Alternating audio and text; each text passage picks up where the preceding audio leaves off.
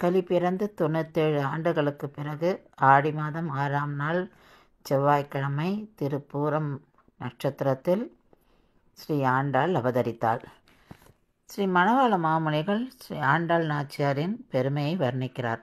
அஞ்சு குடிக்கு ஒரு சந்ததியாய் ஆழ்வார்கள் தம் செயலை விஞ்சி நிற்கும் தன்மையலாய் பிஞ்சாய் பழுத்தாளை ஆண்டாளை பத்தியுடன் நாளும் வழுத்தாய் மனமே மகிழ்ந்து. பரீட்சித் பஞ்ச பாண்டவர்களுக்கு ஒரே வாரிசு, அதுபோல் ஆழ்வார்களுக்கு 11 பேருக்கும் ஒரே வாரிசு ஆண்டாள் அப்படின்னு ஒரு அர்த்தம். எம்பெருமானுக்கு என்ன ஆபத்து வருமோ என்று அஞ்சுபவர்களான ஆழ்வார்களுக்கு ஒரே வாரிசு ஆண்டாள் நாச்சியார் அப்படின்னு ஒரு அர்த்தம்.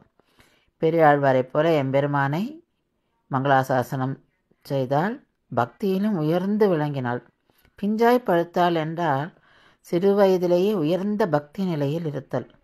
5 வயதிலேயே திருப்பாவை பாடினாள். இது எப்படின்னா, எப்படி துளசி சின்னதாக இருக்கச்சேவே எப்படி ஒரு பரிமளத்தோடு இருக்கோ அந்த மாதிரியாம்.